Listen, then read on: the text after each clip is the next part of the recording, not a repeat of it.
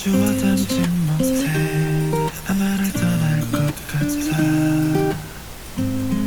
난 너를 지울 수 있을까 그저 한순간에 우리 남이 될 수 있을까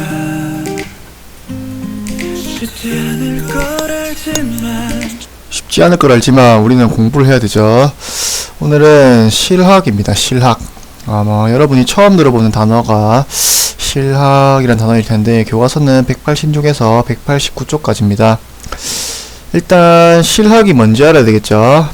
이 실학이라는 거는 우리가 조선 후기 때 이제 이 실생활을 개선시킬 수 있는 이런 다양한 개혁론들을 이제 실학이라 부릅니다.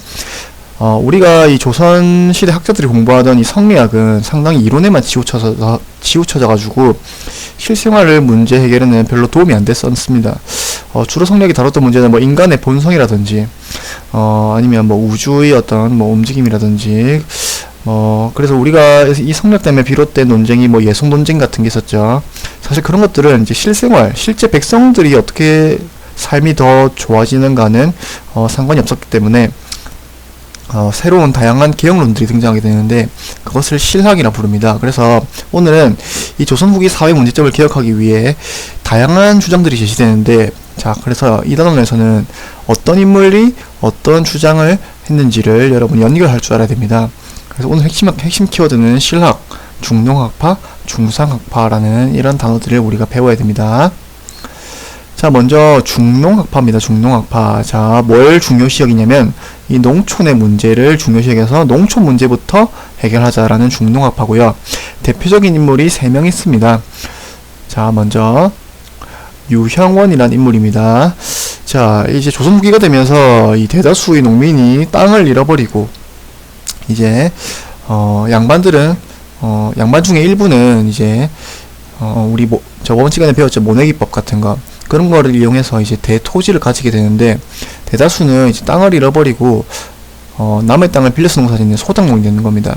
이런 현실을 어떻게 바꿀 것인가를 제안했던 사람이 유형원이고 이 사람의 호가 반계입니다. 그래서 이 사람이 지은 책 이름이 반계수록이라는 책인데 이 사람은 균전론이라고 합니다. 이 단어 여러분 기억해야 됩니다. 유형원이면 균전론. 내용은 신분에 따라서 사람들한테, 모든 사람한테 일정 면적의 토지를 나라에서 강제로 분배를 하는 겁니다. 그러면 사람들마다 다 자기 토지가 생겼으니까 이 자기 토지를 경작하게 되겠죠. 그러면 여기에 근거해서 세금을 부과하면 된다 라는 게 유형원의 균전론입니다. 자, 그 다음은 성호이익이라는 인물이고, 자, 이것도 역시 호를 따서 주요 저서가 성호사설이라고 합니다. 이 이익의 주장은 한전론이라고 하는데, 자, 이익은 이 한 가정이 생계를 유지할 수 있는 최소한의 어떤 토지를 주는 겁니다. 이걸 영업전이라고 하는데 각 가정마다 영업전을 주겠죠. 자, 근데 이거는 영업전을 못 팝니다. 그러니까 자기 가정이 생계를 유지할 수 있는 토지는 절대로 팔 수도 없고 살 수도 없습니다. 그리고 영업전 이상의 토지, 이거보다 많은 이거 넘어서는 토지는 이제 자유롭게 매매를 가능합니다. 그러면 이제 능력 있는 사람들은 이 이외의 토지를 가지고 이제 자신의 능력대로 살아가면 될 것이고, 대신에 아무리 가난해도 영업전이 있기 때문에 이 농민들의 삶이 더 이상 어려워지진 않겠다라는 게 이 한전론입니다. 그 다음은 우리가 이름을 많이 들어본 인물일 텐데 다산정약용이라는 인물이죠. 주요 저서가 목민심서, 경세유표 같은 책들이 있습니다. 자, 다산정약용은 여전론이라고 합니다. 여전론. 이거는 뭐냐면 우리가 이 마을 사람들이 마을에 토지를 주는 겁니다. 그러면 이 마을 사람들이 토지를 공동 경작합니다. 자, 그 공동 경작해서 이제 나중에 수확할 때는 자신들이 일한 만큼 이 일한 기록들을 일일이 조금씩 매일매일 기록을 해뒀다가 나중에 일한 만큼 나눠 가지는 거, 공동 경작, 공동 분배라는 이것이 여전론이라고 합니다. 자, 그래서 이 세 가지 인물들이 반계 유형원, 성호이익, 정약용이 각각 중농학파에 해당하는 실학자들입니다. 자, 그래서 유형원은 균전론, 이익은 한전론, 정약용은 여전론이라는 거. 자, 그 다음은 중상학파입니다. 이 사람들은 상업을 발달시켜서 우리 실생활의 문제를 해결할 수 있다는 게 이 사람들의 주장이고요. 자, 중산파들은 주로 이 청나라와의 왕래를 통해서 이 청나라의 우수한 문물을 깨닫고 이 청나라의 문물을 배워야 된다라고 주장하는 사람들입니다. 그래서 이 사람들 실제로 다 청나라에 가서 굉장히 많은 것들을 느끼고 돌아와서 우리도 청나라처럼 되려면 이런 것들을 발전시켜 나가야 된다고 주장했던 사람들이고, 이 사람들을 북학파라고도 부릅니다. 북학파.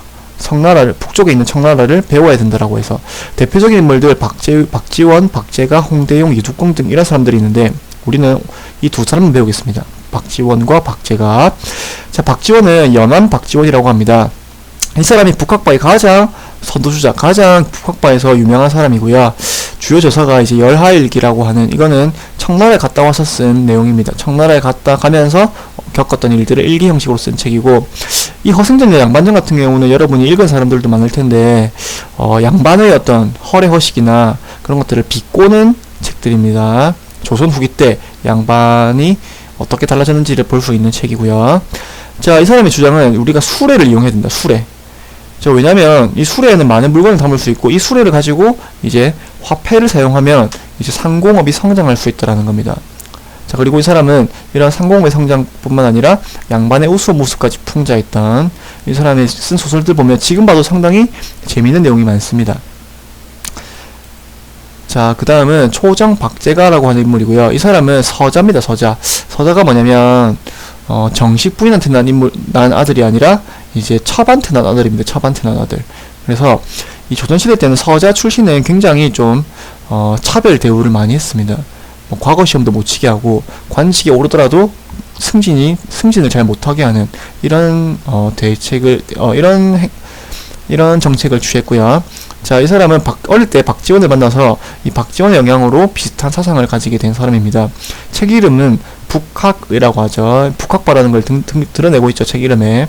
자, 그래서 이 사람은 우리나라 문제가 뭐냐면 너무 검소하게 산다.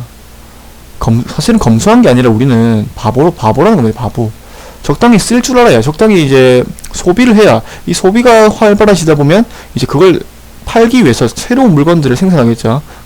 그래서 소비를 추구하고 생산을 추구하다 보면 나중에 상공업이 발달하게 돼서 우리나라가 사람들이 대부분 잘 살게 될 것이다라는 게 이 박제가의 주장입니다.